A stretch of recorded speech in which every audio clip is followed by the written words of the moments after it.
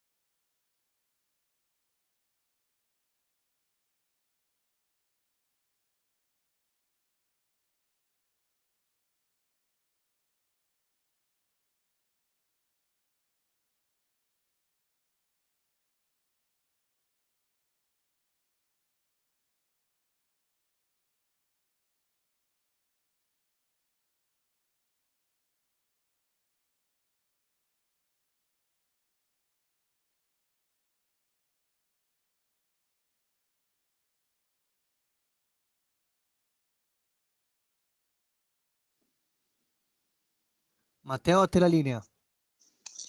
E ritorniamo sempre qui su Filo Diretto, sempre qui sulle onde di Radio Libertà. Mi dicono dalla regia che c'è già una chiamata in attesa. Possiamo pure ascoltare il radioascoltatore. Eccomi, Michele Caruso. Un saluto, Michele. Michele Caruso, non un radioascoltatore qualsiasi, ma un interventista opinion leader. Ormai sono conosciuto sulle frequenze della talk radio per eccellenza, Radio Libertà. Buonasera Mattia, come sta? Tutto bene? Matteo, comunque, buonasera. Ecco, bene. Dunque, il punto di Michele Caruso su Radio Libertà.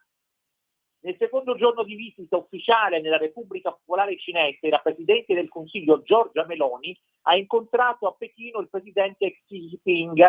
Con la Cina occorre ragionare insieme, ha detto la Premier, su come garantire anche un interscambio che continui a essere libero. perché per farlo abbiamo bisogno soprattutto che rimanga stabile il sistema di regole nel quale ci muoviamo.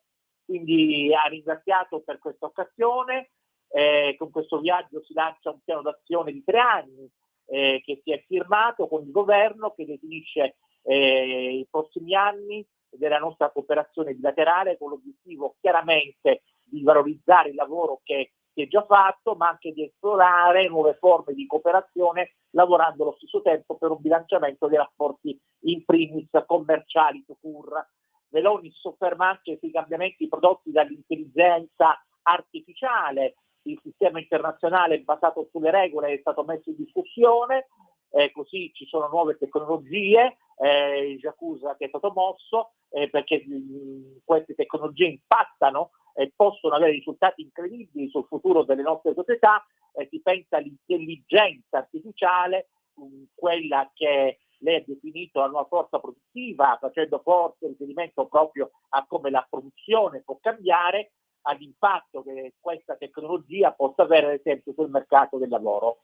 E poi così Xi Jinping a Meloni ha detto che la nostra volontà di sviluppare relazioni non è cambiata, la Cina e l'Italia dovrebbero sostenere e portare avanti lo spirito della via della seta, vedere e sviluppare le relazioni bilaterali da una prospettiva storica, strategica e a lungo termine, e promuovere la stabilità e lo sviluppo a lungo termine delle relazioni Cina-Italia. È quanto ha assicurato il presidente cinese e la premier Meloni, così secondo quanto mi risulta del resoconto diffuso dell'Ata Refero dell'agenzia di stampa che parla dell'amicizia tra i due popoli, che non è cambiata e che va in tal senso in un interscambio volto al progresso dei due paesi. Ecco, io le chiedo che cosa ne pensa di questo incontro della nostra premier Giorgia Meloni con il presidente cinese Xi Jinping, quali risvolti porterà. Da Michele Caruso, grazie e buona serata.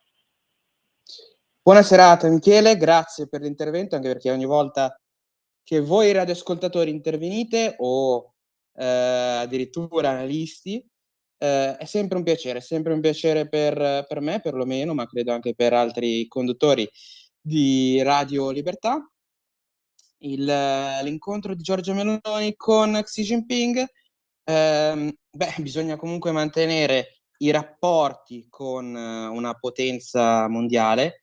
Importante secondo me mostrarsi anche disposti a collaborare, cercare di fare quello che sta facendo Orban con uno Stato molto più, in teoria, molto meno importante per quanto riguarda la politica internazionale, e quindi ha fatto benissimo. Il problema adesso sarà arginare anche comunque l'influenza cinese, perché molte volte la Cina, quando fa accordi con te, non fa accordi ovviamente paritari, ma cerca di mangiarti. Quindi bisogna cercare di stare attenti, bisogna cercare soprattutto di stare attenti per quanto riguarda le auto elettriche, perché come abbiamo visto più volte in questa stessa radio, le auto elettriche sono soprattutto prodotte in Cina e quindi magari è la stessa, magari si può supporre che è la stessa Cina o le aziende cinesi che magari stanno anche finanziando molte delle campagne pubblicitarie, mediatiche, a favore delle macchine cinesi. È importantissimo comunque cercare di rimanere a contatto con una potenza del genere, nonostante sia un nostro, tra virgolette, avversario, possiamo dire, di politica internazionale, perché siamo alleati con gli Stati Uniti, siamo parte del blocco occidentale, quindi una supremazia cinese sarebbe comunque in generale a nostri danni. Ma mi dicono dalla regia un'altra chiamata, quindi ascoltiamo con piacere il radioascoltatore.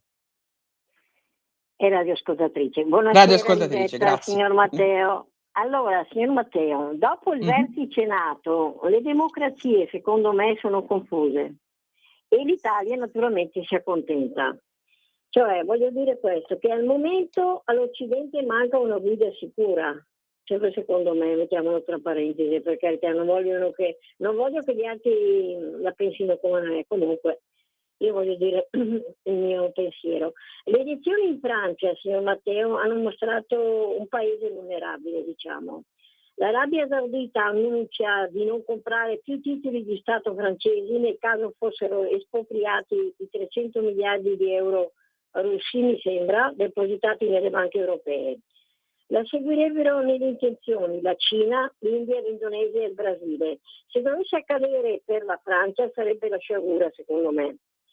La tenderebbe una crisi di debito con conseguenze anche per noi, cioè anche per l'Italia. In un mondo, signor Matteo, che cambia, la stabilità diventa un bene prezioso, secondo me. Cina e Russia hanno fatto dell'autorità intesa come ordine e capacità decisionale il loro marchio. Offrono certezza a chi è disposto a sacrificare parte della propria libertà, sempre secondo me, ed è questa l'insidia più sottile. La saluto e le auguro una buona serata. Buona serata anche a lei e grazie all'intervento, non è il primo intervento che fa, sempre puntuale e la ringrazio. Abbiamo visto, sì, esatto, come l'Arabia Saudita stia cercando di difendere il partner, l'amico, tra virgolette, russo. Arabia Saudita, la cosa più strana è che l'Arabia Saudita in teoria sarebbe l'amica fraterna degli Stati Uniti, quindi Stati Uniti che hanno allontanato con la presidenza Biden un'Arabia Saudita che si è sempre mostrata disponibile, amica degli Stati Uniti, un'Arabia Saudita che non si è fatta, non ha aspettato e non si è fatta problemi nel trovare nuovi alleati in un'altra superpotenza come la Russia. Quindi bisogna stare attenti, come diciamo da sempre, sia in questa rubrica, sia nella rubrica in cui provo a parlare di politica americana, Teleredio dell'America. Io, ma anche altri, come avete sentito sicuramente con Pier Vittorio, siamo a favore della pace e quindi possono esserci queste guerre economiche che non si possono in alcun modo prevedere, ci saranno sempre, bisogna stare attenti, sempre meglio queste che le guerre con le armi convenzionali. Quindi un'Arabia Saudita che speriamo si avvicini al blocco occidentale, perché nonostante sia brutta e cattiva, con uno stato autoritario, con una famiglia reale che si è mostrata non proprio benevola con i colleghi giornalisti dell'Arabia, purtroppo il denaro in questo momento all'Europa serve particolarmente, quindi anche per i francesi, che poi vedremo anche più avanti, francesi che in questo momento non hanno ancora un governo stabile, non hanno ancora un primo ministro, un presidente della Repubblica e un primo ministro che possono garantire la miglior condizione per la Francia, un presidente della Repubblica che in questo momento è appunto più interessato alla cerimonia di apertura delle Olimpiadi, che sono un evento storico ovviamente, ma il problema grosso è che ha cercato di personalizzare, di personificare, insomma, di mettere, di estendere la propria immagine su un evento che dovrebbe essere super partes, su un evento che dovrebbe unire, soprattutto in questo periodo storico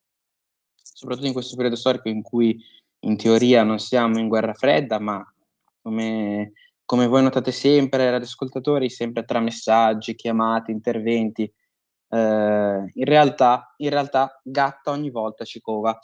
Quindi un Macron che è stato tra l'altro adesso leggeremo le varie notizie francesi, varie notizie internazionali, è stato fischiato anche durante la cerimonia di apertura. Un Macron che quindi si dimostra possiamo dire non vincitore delle elezioni, perché comunque il suo partito non è riuscito a riconfermare il grande risultato del 2022, quindi si parla solo di 2 anni, in 2 anni è riuscito a perdere tantissimo consenso. Vincitore nel senso che con manovre di palazzo, con manovre dietro le quinte, è riuscito il signor Emmanuel Macron a rimanere sulla propria poltrona, e anche forse rischia di far rimanere sulla propria poltrona anche il proprio primo ministro, nonostante le dimissioni. Quindi un Macron che dobbiamo assolutamente tenere sott'occhio, un Macron che ha avuto delle critiche anche, ricorderete, dal segretario della Lega, Matteo Salvini. Macron che ha parlato più volte di un atteggiamento proprio non aggressivo a livello economico, magari ha cercato di fare l'Arabia Saudita, ma parlando addirittura di armi convenzionali contro la Russia. Quindi un Macron che sta cercando di utilizzare tutte le proprie ultime carte per rimanere in sella. Ma leggiamo subito, ad esempio, in parte ovviamente, perché sennò si perde purtroppo troppo tempo, ma l'opinione del giornale, con un articolo di Benny Casadei Lucchi. La grandeur bagnata, il carnevale sulla Senna finisce coi fischi a Macron e purtroppo aggiungo io, Israele. Uno show lunghissimo, sul palco Bebevio e Mattarella Fradicio applaude gli azzurri. E alla fine piove, è un'estate pazza per i francesi e il loro presidente Emmanuel Macron. Pazza in politica con tutto quello che è successo alle urne solo poche settimane fa, e possiamo dire pazza per quello che è successo per le strade di Parigi, che nonostante la vittoria di una sinistra vicina alle minoranze musulmane, nonostante questo hanno messo a ferro e fuoco tutta Parigi che ora, a quanto riferiscono poi i francesi, leggeremo anche altri articoli su questo, e anche sull'ipocrisia di come vengono riportate alcune notizie, soprattutto questo. Parigi che dovrebbe essere la città più sicura, secondo il presidente e il delegato del CIO, del Comitato Olimpico. Altro che Yannick Sinner, questi campioni sono come corde di violino tirate per suonare al meglio, non devono allentarsi, stonare, prendere spifferi, figuriamoci pioggia e vento in barca. Quando tocca la nostra delegazione piove ormai a dirotto. Jimbo Tamberi ci sta a meraviglia nel caos, forse un po' meno, ma Merrigo. Avete visto sicuramente, questo è stato proprio uno spezzone, penso divertente, no? Che purtroppo Tamberi ha perso la propria fede. Anche se in fondo sono involontariamente simpatici i francesi, con il loro modo di essere diversamente umili, di travestirsi da modesti senza riuscirci, sono presi anche la pioggia. Sono simpatici proprio perché non gli riesce di fare le cose per bene. Esagerano e succede questo. Avevano detto che la loro cerimonia sarebbe stato l'esatto opposto di quella di 2 anni fa a Pechino, giochi invernali, colorati e musicati dalla Cina per diffondere messaggi di forza e potenza. Anche nel 2008, con le Olimpiadi di Pechino, quelle estive, ricorderete quel concerto di tamburi, che posso dire, secondo me, bellissimo.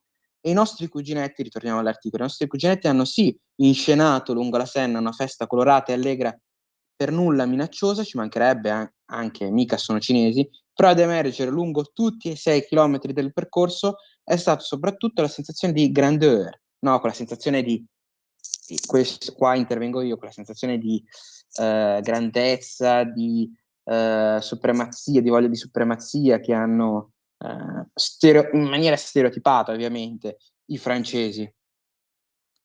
Significativi, ritornando all'articolo, invece talvolta profondi, i messaggi mandati dalle coreografie e gli show a tappe organizzati lungo le rive, mentre i bateau mouche, scusate la pronuncia, solcavano la Senna e andavano in mondovisione questo capodanno olimpico.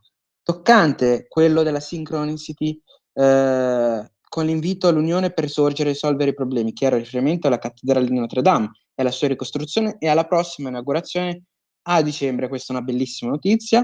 Ricordate anche la cattedrale di Rouen, un altro gioiello fantastico dell'architettura gotica che è stata purtroppo data alle fiamme durante la restaurazione, come la cattedrale Notre Dame. Quindi magari anche qui gatta ci cova, magari no, magari semplicemente sono incompetenti i lavoratori. Vedremo in futuro. E ricorderete anche quello che è successo venerdì, quello che ha fatto scatenare le polemiche, ovvero l'ultima cena mimata dalle drag queen. Un'ultima cena, quindi capolavoro cristiano, cattolico, italiano, inscenato dalle drag queen francesi. Quindi i francesi che prendono spunto da un'opera italiana, che quindi ringraziamo, e riusciranno poi quindi a inscenare questa parodia di questo capolavoro, senza però aggiungere niente in più. E con questo, un attimo, vi saluto un attimo per una breve pausa, poi continueremo per citare altri eventi importantissimi delle Olimpiadi nella loro storia. A tra qualche minuto. Grazie.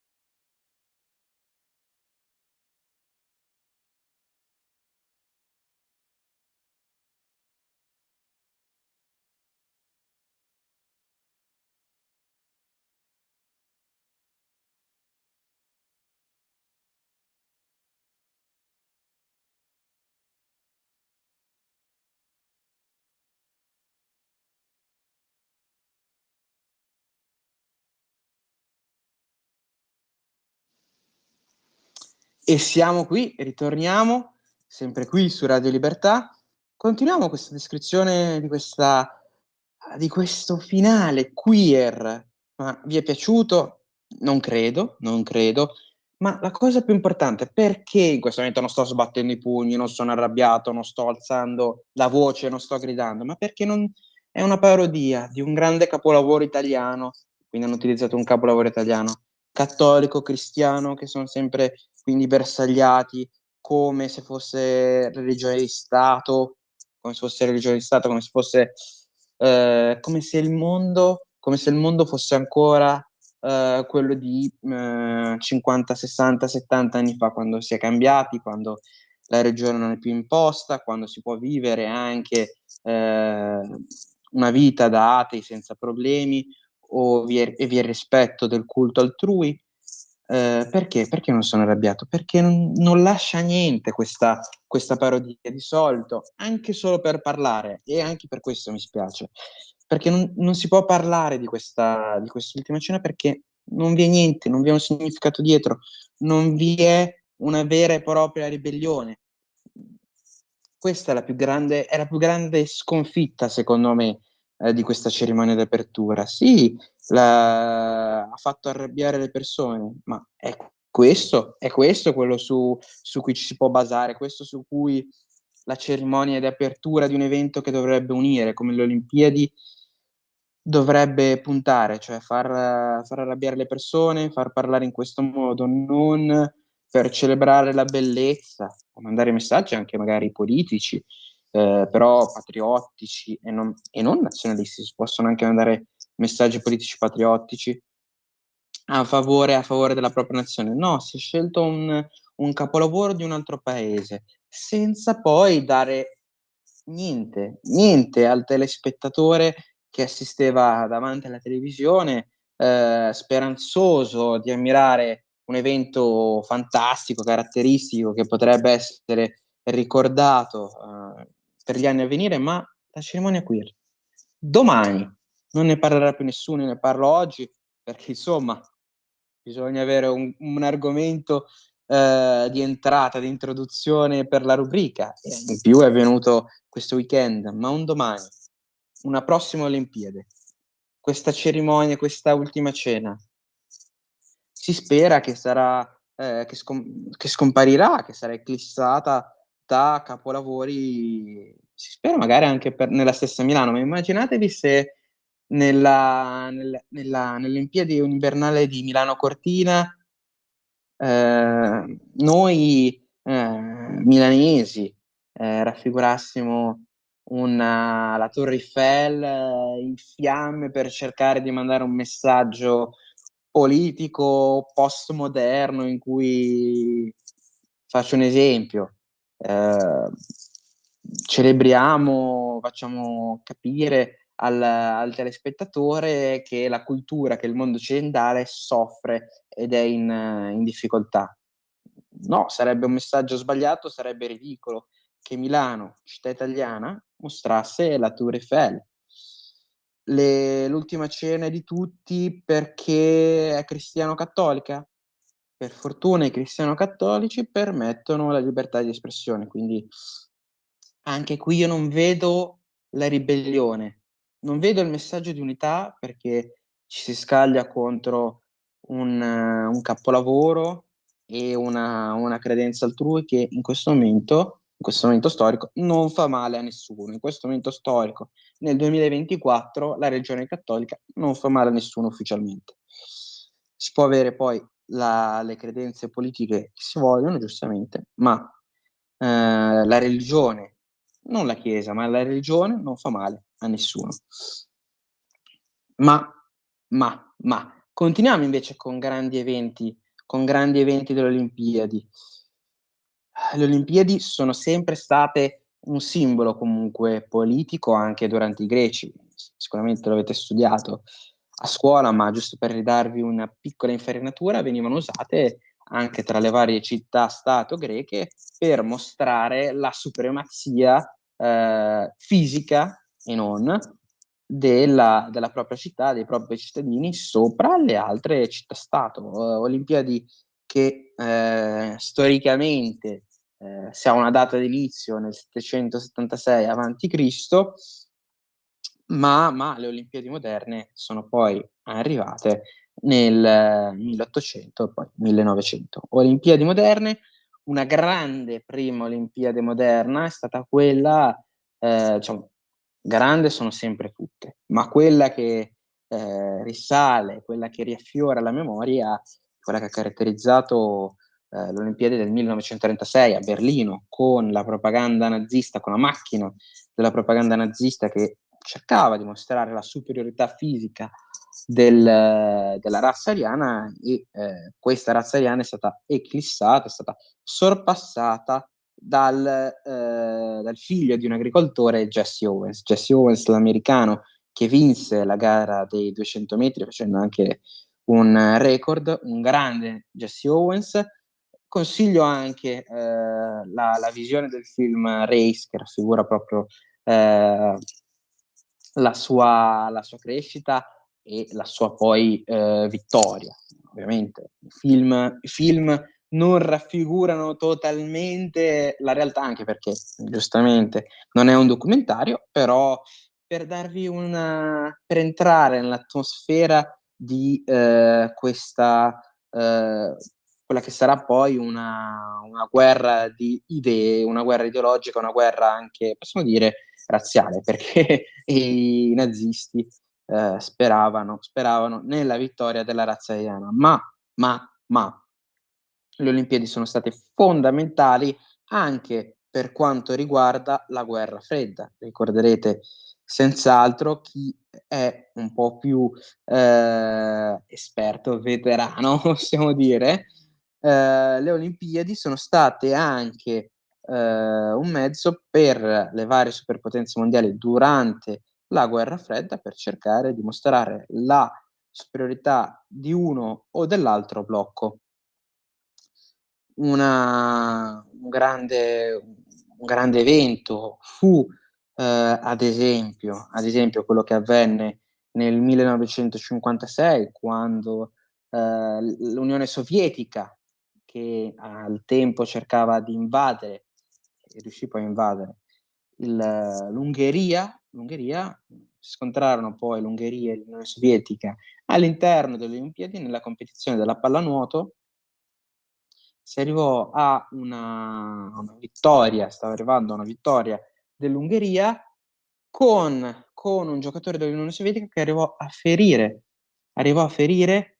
un giocatore dell'Ungheria della pallanuoto. Quindi si parla proprio di bloody match, una partita nel sangue, nella vasca del sangue, perché uno spericolato, un criminale giocatore dell'Unione Sovietica, nella frustrazione dell'evento, nella frustrazione politica, quella vera, quella che ha portato poi a eventi catastrofici, come appunto l'invasione da parte dell'Unione Sovietica di un altro Stato sovrano, all'interno poi di una competizione sportiva che dovrebbe unire e non dividere. Quindi un'Unione Sovietica, in questo caso aggressiva, ma ricorderete anche sicuramente un altro grande evento, grande ovviamente in questo caso in senso negativo, con l'attentato a Monaco nel 1972. Una Monaco che sarebbe dovuta essere sicura, sarebbe dovuta essere anche un evento, possiamo dire, sereno, una Monaco che si è trovata con i terroristi alle 4:30 del mattino che iniziano a uccidere gli israeliani e a prenderne ostaggio altri 9. Un gruppo terroristico, un manipolo di terroristi che cercava di prendere il comando per obbligare gli israeliani a liberare i palestinesi. Un gruppo terroristico di palestinesi che morirono in parte, ovvero 5 terroristi palestinesi poi persero la vita grazie all'intervento della polizia tedesca. Una polizia che quindi riuscirà a salvare il salvabile, diciamo ormai la situazione era disperata, e parliamo proprio quindi di, anche per evidenziare quanto la guerra fra Israele e Palestina sia lunga, quanto la guerra fra Israele e Palestina non possa essere riassunta tutta nel 7 ottobre, e quanti armchair, come diciamo questa mattina con la rubrica di Te la do io l'America, quanti armchair critics, quanti analisti da divano si permettono di esprimere un'opinione netta, chiara, su un evento così importante come i disordini, come le guerre che succedono sulla striscia di Gaza. Quindi un'opinione sì, ma la certezza su eventi così importanti mai, perché non si può essere così arroganti. Un Israele, tra l'altro, che si è trovata poi a dover celebrare appunto la morte di suoi connazionali, un evento del genere, ma era un Israele-Palestina che tra il 68 e il 1972 purtroppo non coinvolgevano solo, ed è già tanto questo, solo le Olimpiadi a Monaco, ma tantissimi altri episodi in tutto il mondo. Ci sono stati dirottamenti di voli anche della compagnia israeliana El Al e anche di altre compagnie. Sto leggendo ad esempio qui un articolo puntuale di Il Post che è più vicino a è vicino anch'esso, anche questo giornale a queste tematiche, con tanti eventi come il dirottamento del 23 luglio 1968 con un Boeing 707, tra l'altro tra Roma e Tel Aviv, con un dirottamento ad Algeri da parte di questo gruppo terroristico filo palestinese.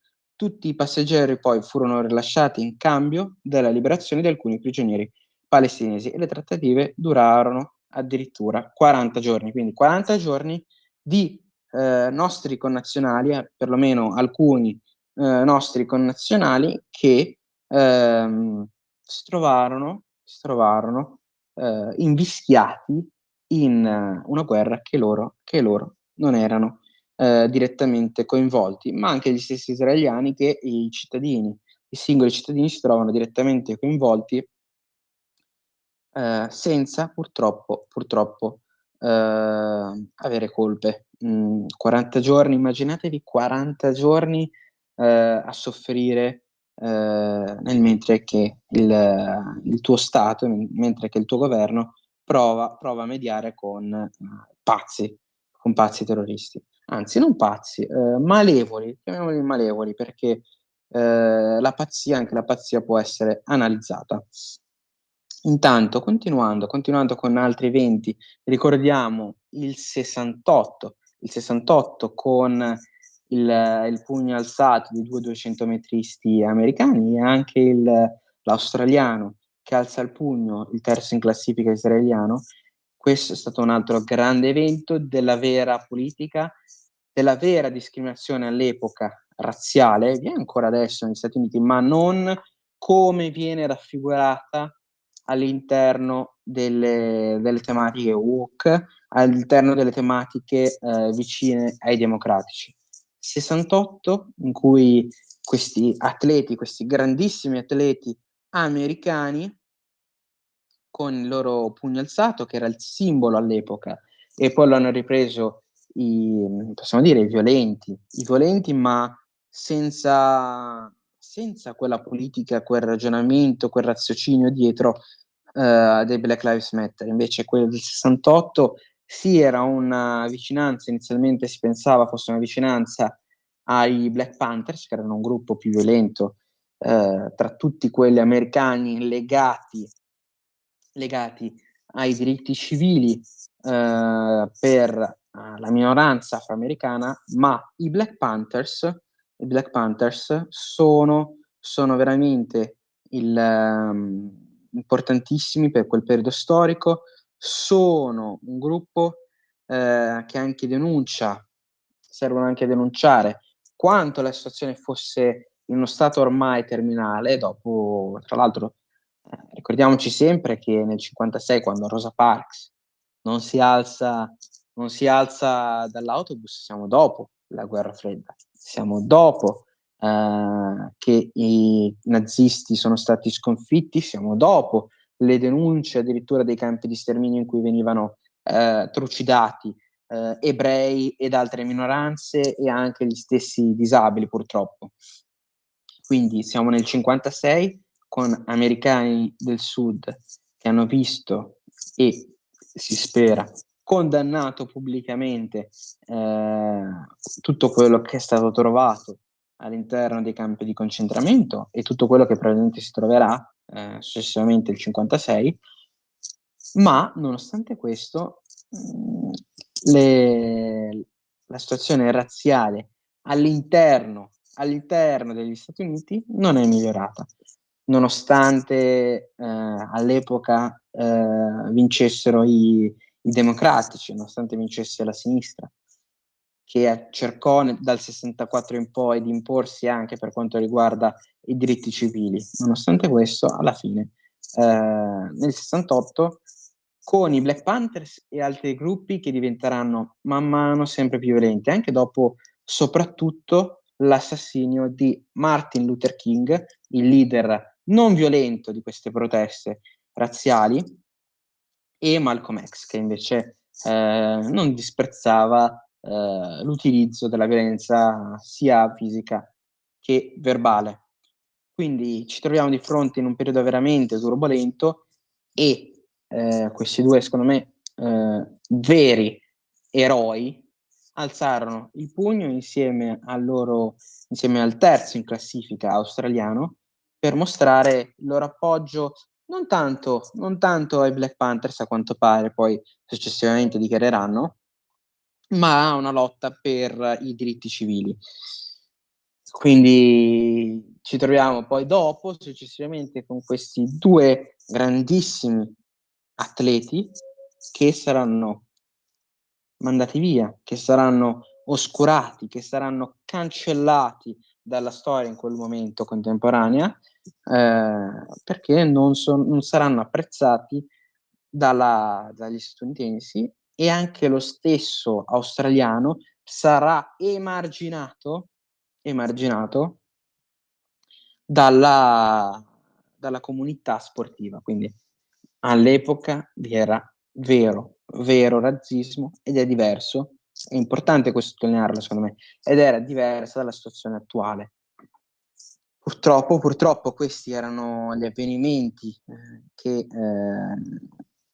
hanno scosso anche gli Stati Uniti. Sarebbe poi bello poter fermare quasi la macchina politica statunitense per dedicare proprio una puntata di Territorio dell'America solo su queste battaglie vere, che hanno portato, come abbiamo detto anche sulla rubrica dedicata agli Stati Uniti, hanno portato i redneck, hanno portato i campagnoli, hanno portato quelli che girano con le bandiere confederate, quelli che giravano con le bandiere confederate in giro per le città di Chicago, a unirsi insieme ai Black Panthers e agli altri gruppi che sono movimentati, che si sono incaricati di mettere fine a queste discriminazioni sui diritti civili. Quindi hanno portato anche i white trash, i bianchi trattati come immondizia negli Stati Uniti, a schierarsi insieme alla minoranza afroamericana. Questo perché all'epoca vi era, ripeto, vera discriminazione, vera politica, vera coscienza politica nelle persone. Andiamo avanti con altri eventi che hanno caratterizzato le Olimpiadi che sono sempre state importantissime per noi intendo per noi uomini tutti, e un altro evento oltre a Monaco è stato anche la prima squalifica, quello che è successo a Seul nel 1988 con la prima squalifica a Ben Johnson, che vinse nel 1988 i 100 metri facendo un record mondiale, tra l'altro vicino a quello che poi sigleranno 10 anni più avanti, arrivando a correre a 9 secondi e 79 centesimi, un Ben Johnson che poi venne squalificato per la positività allo stanozolo. Successivamente sarà squalificato più una seconda volta perché ritrovato positivo a un'altra sostanza. Purtroppo un altro evento che ha messo in difficoltà l'allegria che dovrebbe, secondo me, caratterizzare un evento sportivo come le Olimpiadi, è stato l'attentato ad Atlanta nel 1996, nelle Olimpiadi di Atlanta del 1996, con una bomba artigianale che esplode nel Parco Olimpico e provoca purtroppo 2 morti e 100 feriti. Quindi sono sempre stati, possiamo dire, eventi che hanno messo in difficoltà. In questo caso, tra l'altro, era un gruppo, purtroppo, perché rappresentano il peggio della cristianità, perché era un gruppo che si chiamava Identità Cristiana, che ha fatto esplodere questo ordigno artigianale, tra l'altro anche in una clinica abortista e in un nightclub di omosessuali. Quindi cercarono di questo Rudolf cercò questo Rudolf, scusate, di mettere un intento politico, un intento ideologico su un evento che ripeto dovrebbe unire, e questo dovrebbe essere l'unico messaggio, ma non l'unione quella sdolcinata della sinistra, un'unione seria, un'unione di popoli che vogliono essere uniti, ma che sono anche orgogliosi della propria unicità, perché solo così possiamo apprezzare, facendo un po' di filosofia, un po' di filosofia spicciola, solo così possiamo apprezzare il prossimo.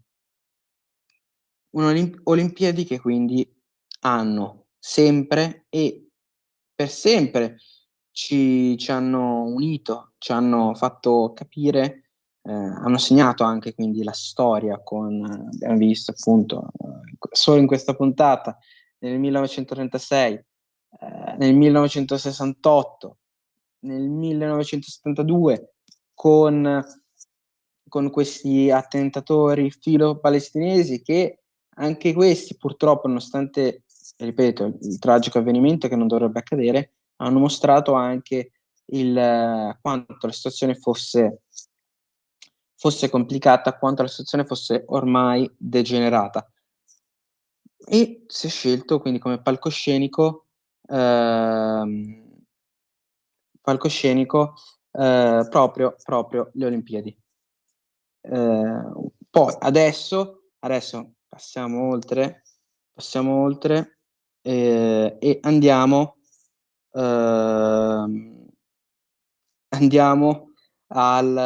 stavo leggendo un messaggio che è arrivato su WhatsApp che mi ha fatto sorridere, invece leggendo il messaggio, invece a differenza di lei che sostiene che nessuno si ricorderà del finale della cerimonia delle Olimpiadi di Parigi, mi ricorderò per tutta la vita delle Olimpiadi dei puntini. Da Ermanno. Ringraziamo l'altro ascoltatore che mi ha fatto, dato che sono in diretta, mi sono un po' controllato, però ringraziamo. E dicevo, io spero che venga dimenticato dalla storia un'Olimpiade usata per fare una critica, no, perché era vuota, senza significato, semplicemente per una provocazione fine a se stessa, perché ormai cosa si provoca? Si provoca un modello di vita, di abitudini, di ordinamento che non rappresenta più. Se questa ultima cena fosse stata fatta nel 1956, per dire, avrebbe segnato assolutamente sarebbe stata un'altra tutta un'altra esperienza, chiamiamola così, chiamiamola esperienza, per rimanere sempre nella cordialità, nonostante fosse un evento non proprio simpatico. L'ultima ora dell'ANSA, andiamo adesso a leggerci proprio l'ultima ora per collegarci poi, per dare un collegamento ad Antonino e a chi farà successivamente anche la rassegna stampa. L'ultima ora con l'ONU chiede completa trasparenza sul voto in Venezuela, lo afferma il portavoce del segretario generale Antonio Guterres. Un articolo della redazione ANSA, quindi non firmato. Il capo delle Nazioni Unite Antonio Guterres chiede completa trasparenza sui risultati del voto in Venezuela. Lo afferma il suo portavoce. Quindi un'ONU che perlomeno a parole cerca di mandare il messaggio giusto in questo caso. Gran Bretagna, l'aggressore fermato è un 17enne, escluso terrorismo, presunto responsabile degli accoltellamenti compiuti a Southport. Continuando con l'articolo, è un 17enne, il giovanissimo sospetto aggressore arrestato oggi dalla polizia britannica come presunto responsabile degli accoltellamenti compiuti a Southport, località balneare a nord di Liverpool, nel Regno Unito, e in un centro yoga per mamme e bambine. Lo hanno reso noto gli investigatori precisando che l'episodio non è trattato al momento come un fatto di terrorismo.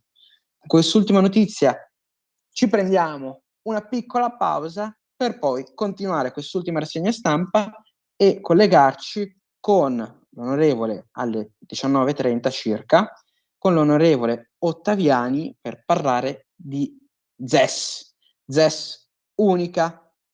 Grazie, vi aspettiamo ancora su filo diretto.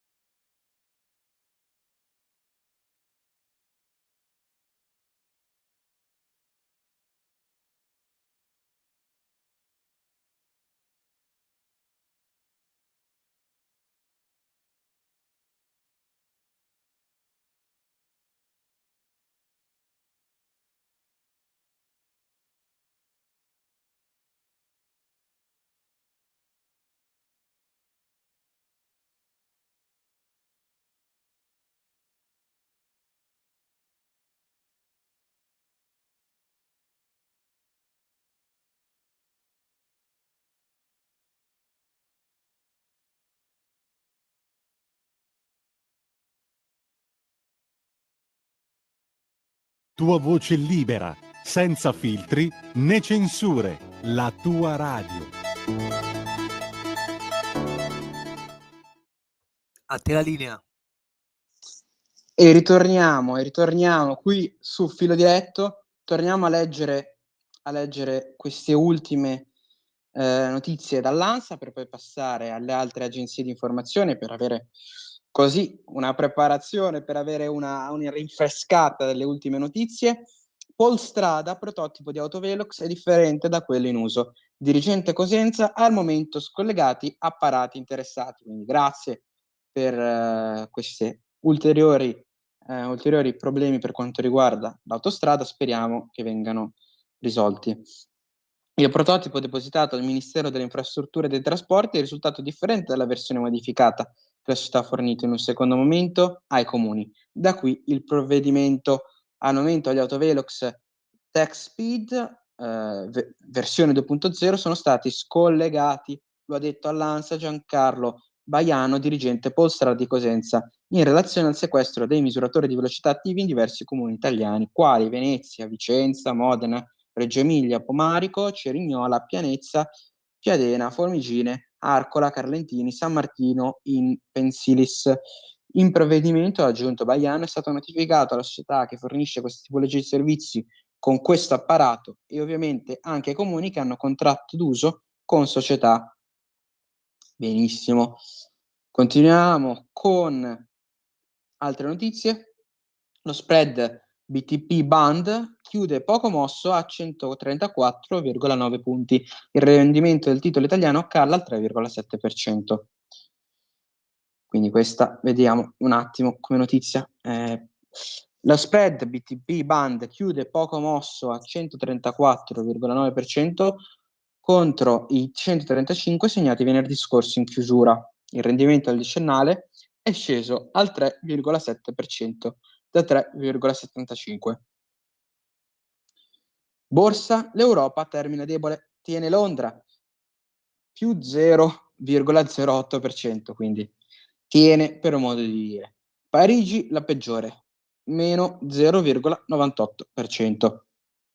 Le borse europee terminano deboli con l'eccezione di Londra che ha tenuto più 0,08% anche in vista di un possibile taglio dei tassi da parte della Bank of England questo giovedì. Parigi la peggiore, ha lasciato sul terreno a fine giornata lo 0,98%, Francoforte lo 0,53% e invece Milano, collegandoci a un'altra notizia, sempre di oggi, Borsa Milano chiude in ribasso, meno 0,51%, giusto per avere una intera panoramica delle notizie ANSA.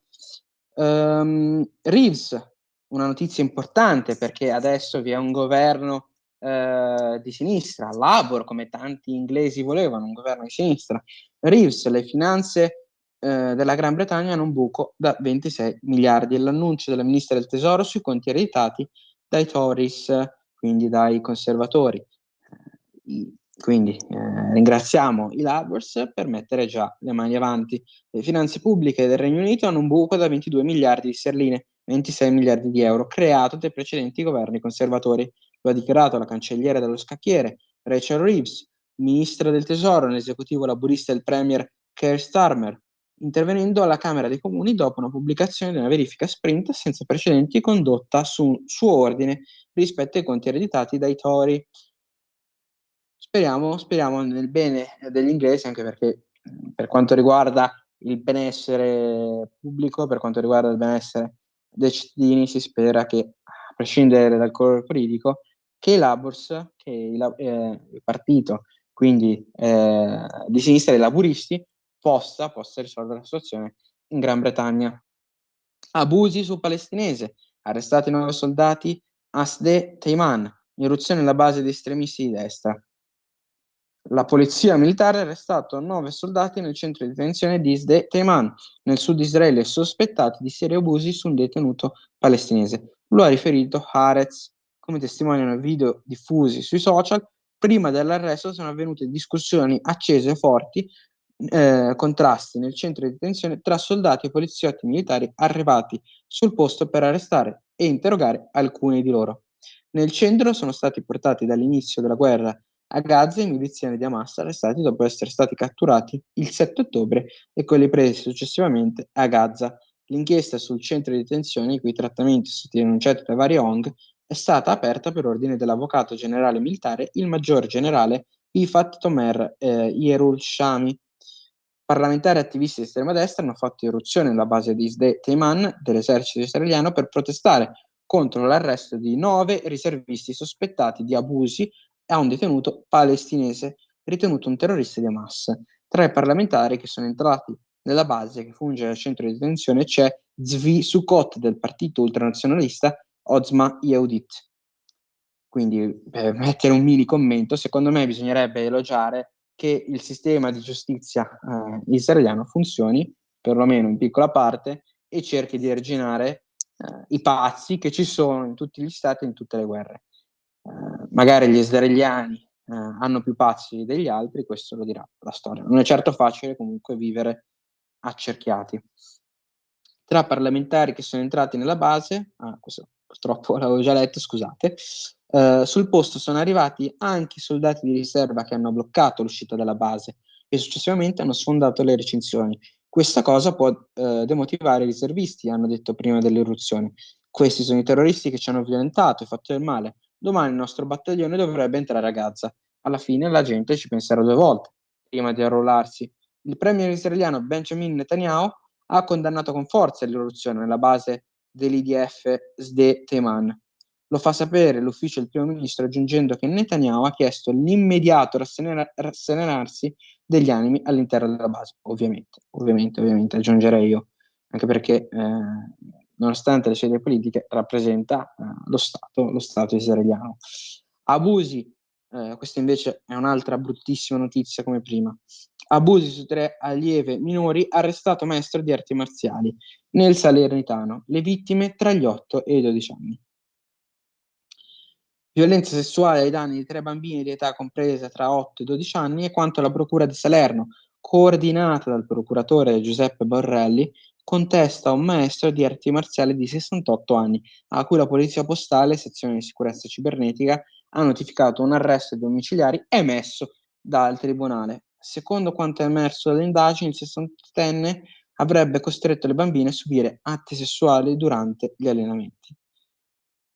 Non vi è qui un commento da fare se non che la punizione si spera sia dura, perché a 68 anni mi sembra difficile una riabilitazione all'interno della società.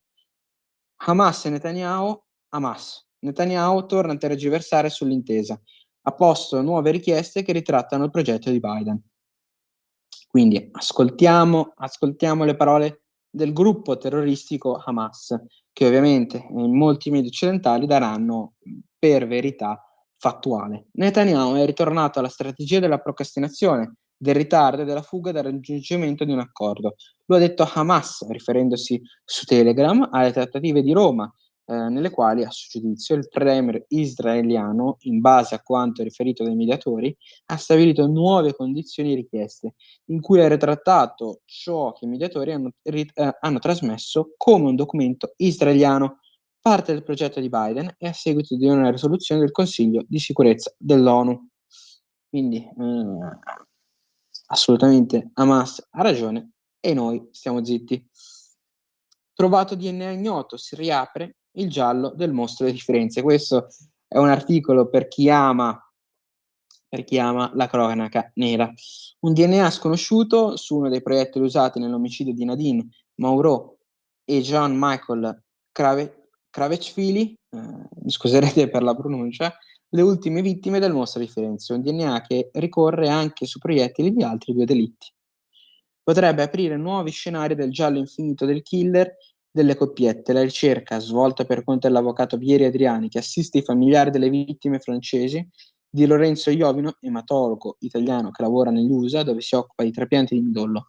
Iovino ha scorporato in modo integrale quella sequenza, scoprendo anche una parziale sovrapposizione con quelle individuate su altri 2 proiettili rinvenuti in occasione dei duplici omicidi di Horst Willem Meyer e Jean-Suve Rush.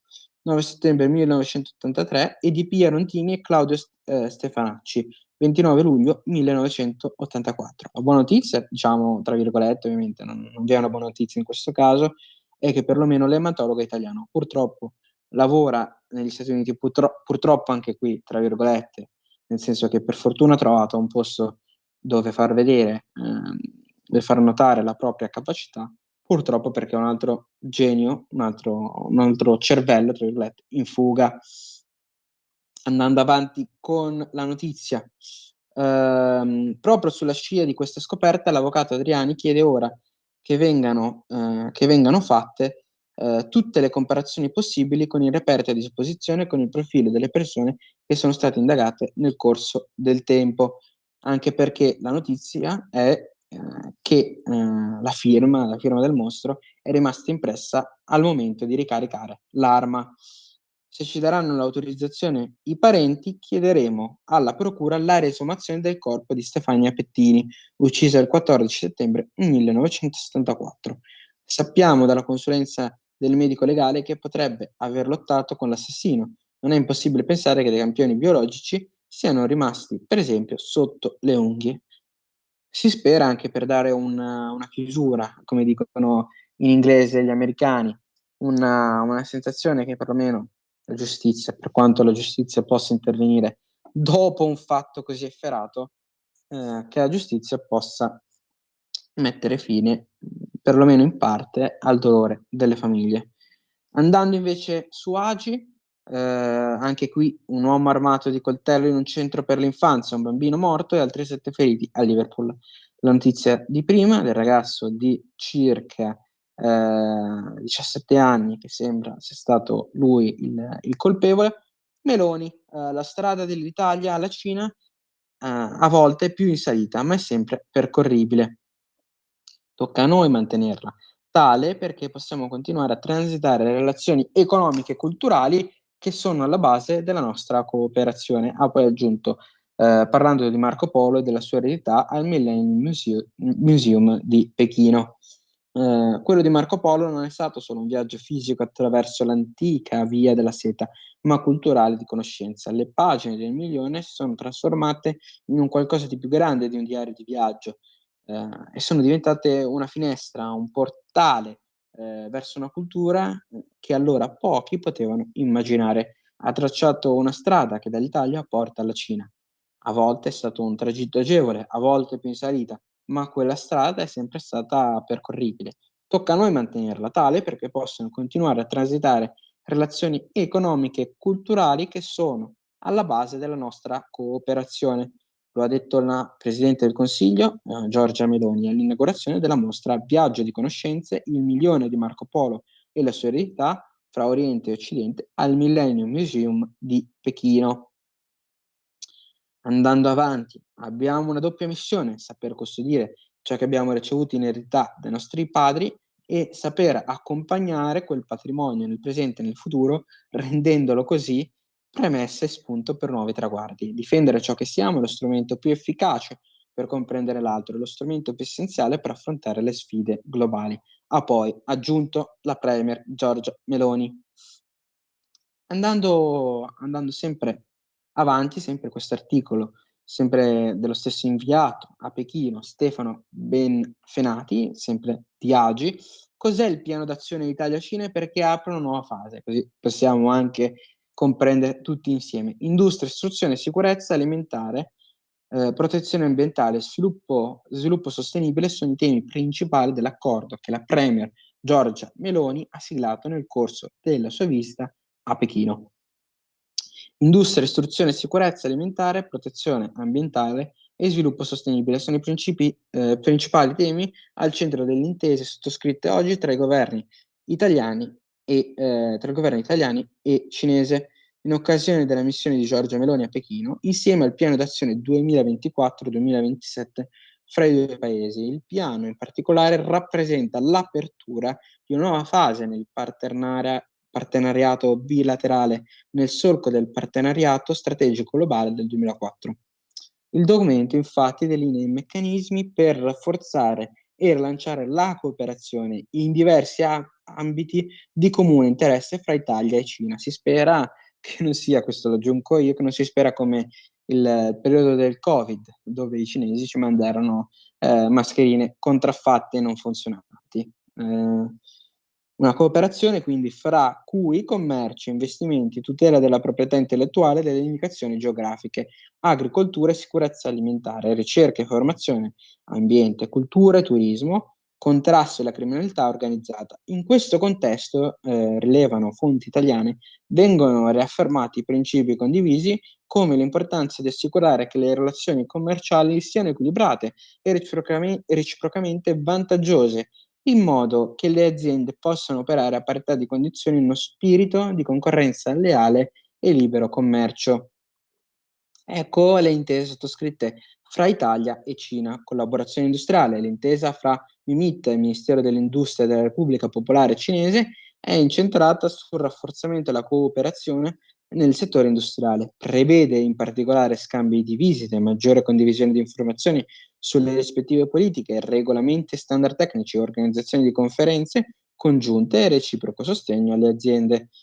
Indicazioni geografiche dei prodotti agricoli e alimentari. Il testo è volto a favorire il dialogo fra MASAF e Amministrazione Nazionale Cinese sulla proprietà intellettuale, CNIPA, sugli aspetti regolatori delle IIGG tramite lo scambio di informazioni, la pubblicazione dei rispettivi elenchi di IIGG e l'organizzazione di eventi e attività formative. Collaborazione sulle indicazioni geografiche. L'intesa ambisce a favorire la cooperazione fra il MASAF e l'amministrazione statale cinese per la regolamentazione del mercato sul contrasto alla contraffazione nel settore delle IIGG.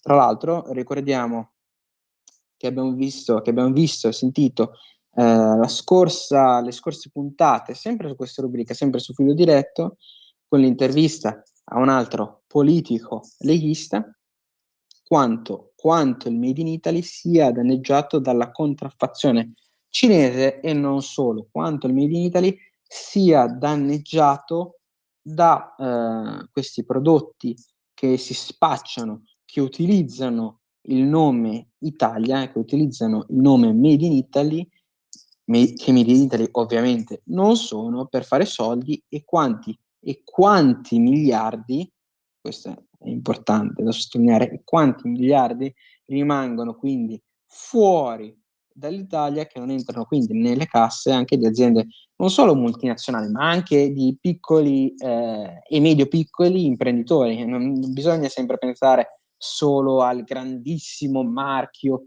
italiano, ma anche al medio-grande o medio-piccolo marchio italiano o l'artigiano locale che si trova danneggiato anche solo per cercare di attivare un'attività singola, perché il proprio prodotto, nonostante sia di qualità, si pensa e si spera eccelsa, sia danneggiato da contraffazioni, da uno stesso prodotto simile come estetica, come forma, ma che qualitativamente è purtroppo pessimo e non italiano.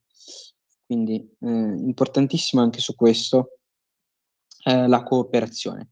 Cooperazione nell'ambito dell'istruzione tra il 2024 e il 2027. Il testo delinea un programma esecutivo fra MAESCI e il Ministero dell'Istruzione cinese in tema di formazione e ampliamento della mobilità accademica. Regolamentazione della sicurezza alimentare. Il testo fra il Ministero della Salute e l'amministrazione statale cinese per la regolamentazione del mercato, SAMR, prevede lo scambio di informazioni ed esperienze per migliorare la sicurezza delle catene alimentari. Protezione ambientale e sviluppo sostenibile. L'intesa fra il MASE e il Ministero dell'Ecologia e dell'Ambiente cinese, che ambisce a rafforzare la cooperazione bilaterale nel settore del cambiamento climatico. Anche qui, inciso personale mio, la Cina dovrebbe essere, insieme all'India, più tartassata, più pressata dalla comunità internazionale di quanto poi non faccia l'Europa con se stessa, perché la stessa Cina la stessa India inquinano tantissimo, ma soprattutto lo fanno senza alcun controllo, senza alcuna ritorsione veramente importante, se non quella di, se credete nel surriscaldamento globale o comunque nei problemi climatici, quindi senza alcun danno all'economia cinese, ma danno alla salute di tutti. Quindi una Cina che non si fa problemi, quindi a danneggiare tutti noi per un ricavo economico ormai limitato. Nonostante questo, alla fine poi, ripetiamo, le auto elettriche sono tantissime quelle prodotte in Cina, quindi è un cane che si morde la coda. Pertanto non si dovrebbe puntare sulle auto elettriche, ma sul rafforzare, opinione personale ovviamente, spero su questo però che in realtà siete tutti d'accordo, si dovrebbe puntare sul rafforzare il trasporto pubblico o perlomeno un trasporto per quanto riguarda poi i treni, le varie compagnie legate agli autobus, magari anche quelli elettrici, però che siano soprattutto compagnie per quanto riguarda il trasporto di tanti, più che incentivare il privato a dover spendere di tasca propria, a dover stare attento ancora di più alle proprie casse che in realtà sono sempre per tanti, ovviamente, poi dipende dalla situazione personale, sono sempre più risicate. Protezione ambientale e sviluppo sostenibile, quindi, che dovrebbe essere tenuto in considerazione adesso dalla Cina. Altre notizie, sempre sulla pagina principale dell'AGI, Tajani, Israele e Libano, interrompere la spirale di violenza. Il ministro degli esteri italiano, Tajani, condanna il vile attacco a Ahmad Shams, spero di aver pronunciato non troppo male, e invoca un cessate il fuoco immediato e poi invita gli italiani presenti nell'area a rientrare. Sconsigliamo nella maniera più ferma di andare in quel paese fin quando la situazione è così complicata. Ma mi fanno sapere dalla regia, questo è sempre importante perché è il nostro ospite, è uno dei piatti forti alla fine del filo diretto, della trasmissione e anche della condivisione, possiamo dire, della politica con voi radioascoltatori. Il nostro ospite è in linea. Grazie per averci raggiunti. Onorevole Ottaviani. Qui Parlamento. Buona serata a voi e a tutti i radioascoltatori. Siamo in Buona diretta dalla serata. Camera, Buona serata. naturalmente. Sì. Grazie per Siamo in averci diretta raggiunti, dall'aula. ripeto. Oggi diciamo l'argomento caldo, l'argomento principe di questa nostra intervista è la ZES unica. Come la ZES unica può cambiare quindi l'economia, può cambiare il futuro di noi italiani? Allora, partiamo dal presupposto che comunque sia come ZES unica, in realtà c'è stato l'accorpamento all'interno di un unico contesto di carattere territoriale con una perimetrazione nuova, tutte quelle che erano le singole aree, le singole zone nelle quali il nostro paese aveva indicato le aree a depressione che riguardavano soprattutto il mezzogiorno italiano. Ecco, grazie a questa nuova perimetrazione c'è la omogeneità dei provvedimenti che vengono adottati da parte del governo e soprattutto c'è la possibilità di mettere a sistema quelle che sono le risorse comunitarie, dando più risorse laddove però le risorse vengono utilizzate. E noi possiamo continuare a ribadire il concetto che è quello del quale abbiamo parlato già la scorsa settimana alla Camera durante quello che è stato il question time e soprattutto l'illustrazione dell'informativa da parte del Ministro Fitto, ossia la ZES rappresenta sotto il punto di vista dell'innovazione, sotto il punto di vista delle iniezioni di risorse a favore del Sud, l'altra faccia della medaglia in ordine a quello che è il profilo dell'autonomia differenziata. Cioè stiamo dimostrando come governo, come centrodestra, in modo particolare come Lega, che in realtà le risorse devono andare nella direzione di chi queste risorse è in grado di spenderle, è in grado di utilizzarle per riequilibrare anche quelle che sono delle zone del paese dove in passato probabilmente quelle risorse sono state spesso dissipate. Ecco, l'indicazione che ci sarà da parte del governo e delle regioni, dei LEP, quindi dei livelli essenziali delle prestazioni, darà un ulteriore impulso a quello che è l'utilizzo di queste risorse anche e soprattutto nel Mezzogiorno d'Italia. Ora, che cosa è avvenuto la scorsa settimana che è degno di interesse? C'è stata l'indicazione da parte della direzione generale dell'Agenzia delle Entrate per l'Italia della percentuale di credito d'imposta effettivamente detraibile a seguito della messa a disposizione delle risorse per il 2024.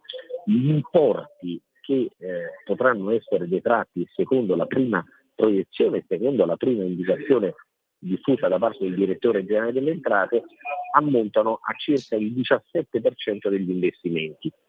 Si è gridato allo scandalo da parte delle minoranze, da parte delle opposizioni, perché si è detto perché indicare questo importo? Non c'è stato nulla di particolare, è avvenuto qualche cosa di buon senso operato da parte del Ministro dell'Economia in primis e più in generale da parte del Governo in ordine a quella che è la certezza non solo dello stanziamento ma anche dell'impiego delle risorse.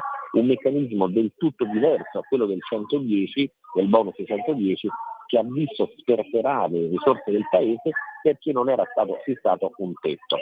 Il 1.800 milioni di euro che era stato messo a disposizione da parte del governo per questa prima tranche che riguarda appunto il primo impiego delle risorse in materia di GES, ha previsto una sorta di utilizzo ma in massa, quindi significa che la misura è stata gradita da parte degli investitori, per cui è chiaro che il quoziente da applicare in ordine al riparto delle risorse si è avvicinato alla soglia del 17%.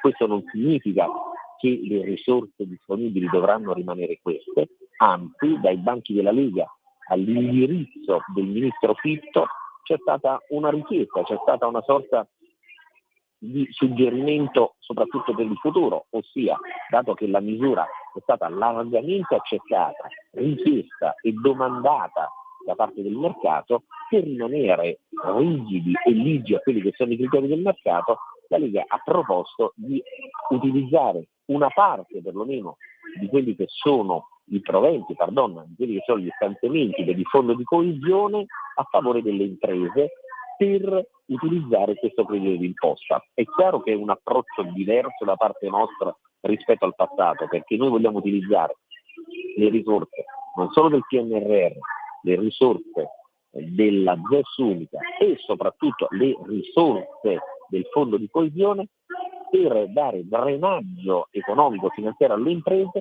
che assumono, che rimettono in circolo quelli che sono i finanziamenti e le provviste di carattere finanziario e quindi non distribuire risorse ad uno Stato inerme, ad uno Stato fermo e soprattutto ad un'economia che langue, ma ridistribuirle laddove c'è la richiesta di plasma, laddove c'è la richiesta di sangue sotto il punto di vista economico-finanziario. Significa non disperderle e soprattutto moltiplicarle utilizzando coefficienti positivi a beneficio non soltanto del Mezzogiorno ma del resto del prodotto interno lordo di tutto il paese. Allora, innanzitutto, onorevole, la ringrazio per questa spiegazione chiarissima, anzi mi ha permesso di ampliare la visione su tutto l'argomento. Quindi siamo di fronte a una Lega che si batte per l'uomo comune, per diciamo, l'uomo di tutti i giorni, e siamo di fronte a una Lega che preferisce quindi stimolare l'economia aiutando chi può produrre, piuttosto che dare quindi finanziamenti, come stava dicendo lei stesso, a persone che poi non possono o non riescono o non vogliono aiutare l'economia?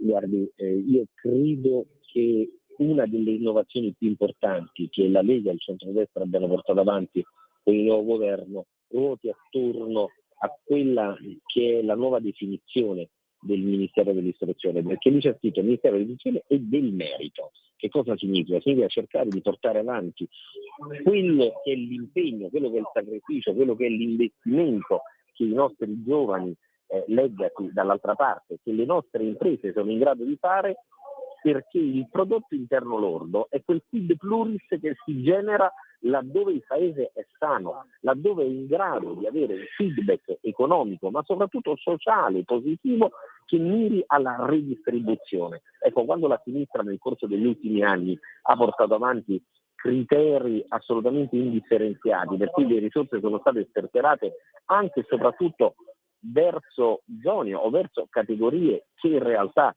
quelle risorse non le hanno rimesse in circolo, non le hanno reinvestite a favore o in funzione di un interesse pubblico. La sinistra ha dilapidato quello che non era un patrimonio della sinistra, ma che era un patrimonio del paese. Ecco perché l'impostazione che stiamo continuando a seguire, che stiamo continuando a dare da dentro, dal governo, quindi non dall'esterno, è quella di un paese moderno, efficiente, un paese resiliente che soprattutto investa le risorse laddove è utile che quelle risorse siano investite, con un ritorno che non è quello del contributo a pioggia che tanto ha trucidato quella che è stata l'economia reale del paese, ma del contributo resiliente, quindi del contributo che crea volano, che genera economia positiva e che genera anche laddove serve un debito positivo e non un debito negativo. Ecco, la ricetta che stiamo portando avanti, in primis con il nostro vice premier Matteo Salvini, ma con tutta la Lega, con la classe dirigente che stiamo esprimendo non solo all'interno del Parlamento, ma nelle regioni a guida Lega o a trazione della Lega e nei comuni, soprattutto laddove la Lega esprime centinaia, migliaia di amministratori, la ricetta è sempre la stessa: dare risorse laddove c'è domanda di mercato effettiva di quelle risorse in funzione della realizzazione dell'interesse pubblico dell'intero paese. Chiarissimo, chiarissimo. E possiamo aggiungere in chiusura anche, se permette ovviamente, onorevole, che quindi ci troviamo di fronte a una Lega che il Mezzogiorno quindi lo vuole aiutare per davvero.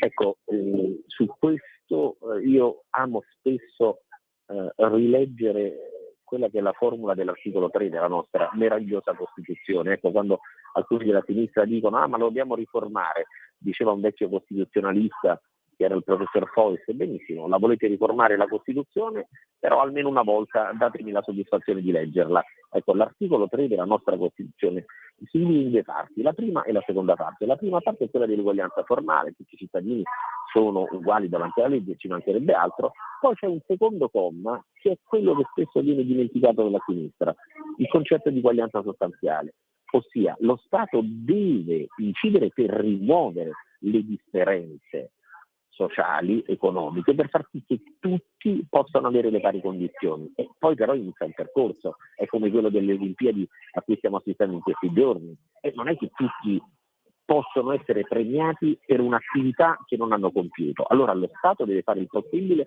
perché tutti possano stare in pari condizioni ai posti di partenza, ai blocchi di partenza, come avviene all'interno della vasca dove i nostri nuotatori si fanno spesso vedere a differenza di altri, e però poi c'è un percorso da portare avanti e deve essere premiato il sacrificio, chi non soltanto il giorno della competizione delle Olimpiadi, ma chi per gli altri 364 giorni all'anno si rimbocca le maniche, pensa alla propria impresa come valore non soltanto dell'imprenditore, ma come valore che riguarda le famiglie che lavorano all'interno dell'impresa, creando ricchezza che poi viene ridistribuita a livello sociale. Quindi la Lega sta dando una dimostrazione concreta di come l'autonomia differenziata possa essere davvero il toccasana e forse anche la panacea non soltanto per il centro-nord, ma anche e soprattutto per il sud, agognato e dimenticato dalla sinistra.